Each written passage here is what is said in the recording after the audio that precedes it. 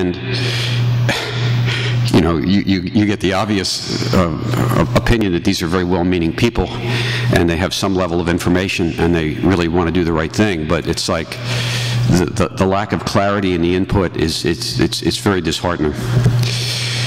I believe risk management is absolutely critical for organizations, nations, and the global information infrastructure. I think there's some encouraging things out there to help guide us, both in government and out, on risk management. I think you're quite aware of the various threats out there. I'm struck and was in some conversations recently about a category of threats that has been over-categorized, the advanced persistent threats, which I think is actually a more specific thing than it's now being used for. But the idea that malicious actors who are sustained adversaries, who have capabilities and are well-resourced and who have time, are doing new and different things that are very hard to find. And so one of our great challenges, one area of information sharing that I think is critical, and that I think the private sector has to step up through major groups like the Business Roundtable and say, okay, wait a second. You guys, meaning the folks in government, and sometimes it's information they get from defense industrial-based companies, and sometimes it's others, where they get the information and they classify it. And so then it can't be shared with other people. And I remember when I was in government, some conversations with others in government where they said, well, we have a problem and it's affecting government. It's a fairly famous problem, and it's affecting some of our defense industrial base, some of the government contractors. And so the question was asked, well, shouldn't we share some of the information so that we can give it to others outside the defense industrial base so they can tell if they've been impacted? I mean, they might figure it out anyway, but you know, if you can give them something to look for, you know, can make it a little bit easier. And the reaction was, well, first of all, we don't believe they're being impacted. We don't think they're affected. Of course, there were public announcements from the UK and Canada and Australia that kind of led me to believe that, well, you know, it looks like some other countries think other people are affected. And so what I was told was, well, if we share this information with the private sector, you know what the private sector will do? They'll protect themselves. And if they protect themselves, then the bad guys will know that they protected themselves. And so then the bad guys will use a different mechanism. So I'm sitting there thinking, okay, so we got two choices then. We either let the private sector protect themselves for a little while and make the bad guys have to do something different, or we just let the bad guys continue in our folk systems. And it's like, okay, well, we've got to say there must be some way, and there must be some way that we could share some information that could help the private sector find out if there are problems and the extent of the problems and protect themselves, that could be separate from the information about who the bad guys are. You know, that we could separate the attribution. Or at least we could say, well, after some period of time, well, there's time for law enforcement to do their investigations and the intelligence community to do their investigations. At some point, you know, enough is enough. You know, let's draw the line at some point and then say, okay, well, the bad guys are going to find out. Frankly, the bad guys probably know anyway. So we know that cybersecurity is a national security imperative and a global business issue. It also is important for technological advantage for our country, the opportunity for us and private sector to gain competitive advantage. It can help us shape the global cyber environment. It's a very important field for emerging technology, and I'll talk about that in a minute. I think we are really falling short in terms of encouraging innovation in this country. It's a good foundation for academic excellence. There's no separation in cyberspace. We share the environment with the good guys and the bad guys. I think it's increasingly important to understand not only computer network defense, but be informed by exploitation and attack. We see Google reaching out to National Security Agency, for example, that the information that is necessary to find the more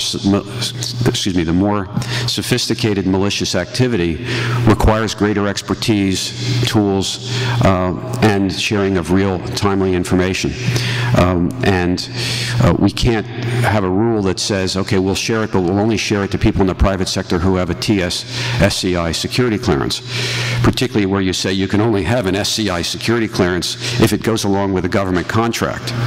And so if these problems are affecting, as they appear to be at least some in the private sector, we have a problem with our system, that we don't have the experts allowed to be working in the private sector space with the full range of tools and experience that they need.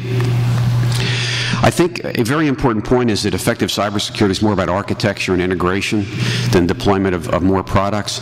And so trying to get to the point that we have a benchmarking capability of what are the critical capabilities, what are the principles, although it's, security is a journey, not a destination, the principles for an intrinsically secure architecture, the design and engineering and architectural principles that go into that, and then the ability to do a benchmarking against that for companies who have information that needs to be really closely protected. Obviously, the key stakeholders within the organization need to be evaluating how critical their data and information is for the functioning of their organization, and what level of protection information needs, and the benchmark could be applied against that. So we know how dependent we are.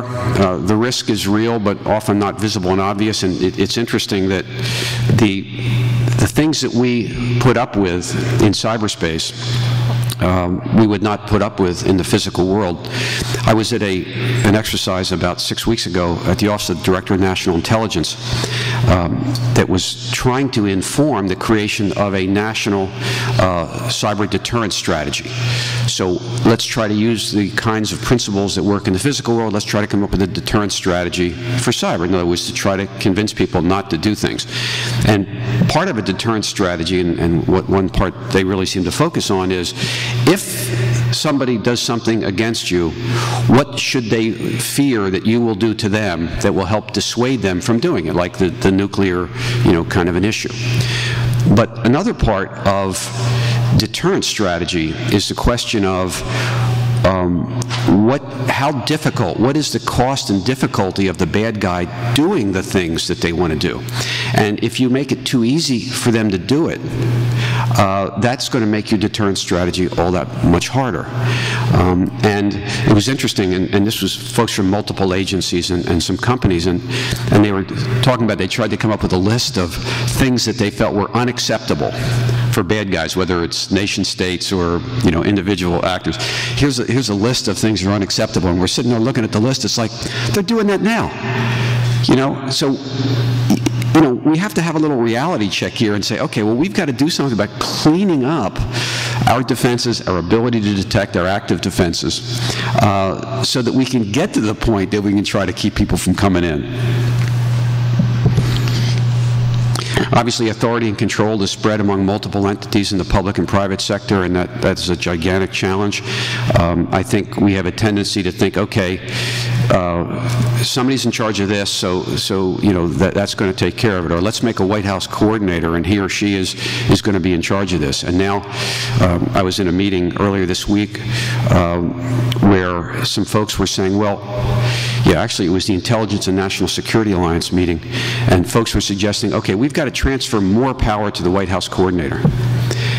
And what I tried to suggest is, look, we have a paradigm where power is dispersed.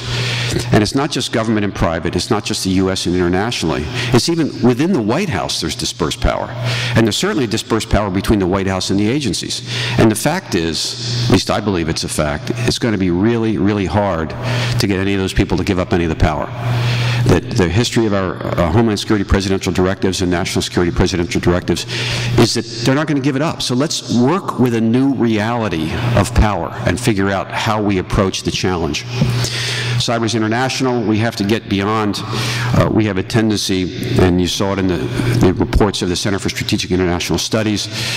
You saw it in the 60-day review in the White House, where there is a lack of appreciation for the centrality of the international nature of cyberspace. It's not like, okay, we got a whole bunch of stuff in this nation, okay, now we got some international issues, like, okay, we've got domestic policy and now we've got international policy.